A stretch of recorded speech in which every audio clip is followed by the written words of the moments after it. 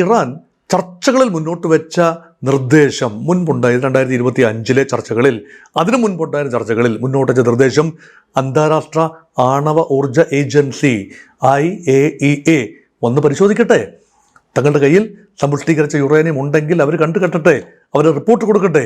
അല്ലാതെ നിങ്ങൾ തങ്ങൾ അപകടകാരികളാണ്, ആണവായുധങ്ങൾ ഉണ്ടാക്കുന്നു എന്ന് പുറത്ത് നിന്നുകൊണ്ട് പറഞ്ഞാൽ അതെങ്ങനെ ശരിയാവും? ഇതാണ് ഇറാൻ ചോദിക്കുന്നത്.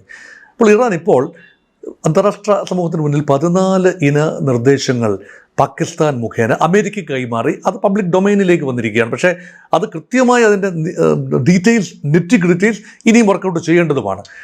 അതിൽ പറയുന്ന ഒരു ഉറപ്പാണ്, ആണവ കാര്യത്തിൽ തങ്ങൾക്ക് വിട്ടുവീഴ്ച ചെയ്യാൻ ആവും. പക്ഷേ ഈ ആണവ കാര്യവുമായി ബന്ധപ്പെടുത്തി മറ്റ് കാര്യങ്ങൾ പരിഹരിക്കപ്പെടേണ്ടതുണ്ട്.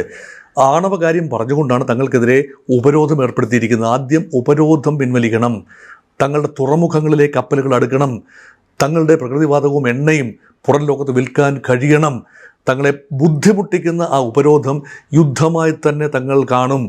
അതുകൊണ്ട് ഉപരോധം പിൻവലിച്ചില്ലെങ്കിൽ ഏത് സമയത്തും അമേരിക്കയ്ക്കെതിരെ അല്ലെങ്കിൽ അമേരിക്കൻ താവളങ്ങൾക്കെതിരെ, ഗൾഫിലെ അമേരിക്കൻ താവളങ്ങൾക്കെതിരെ തങ്ങൾ യുദ്ധം ചെയ്യാൻ അമാന്തിക്കില്ല.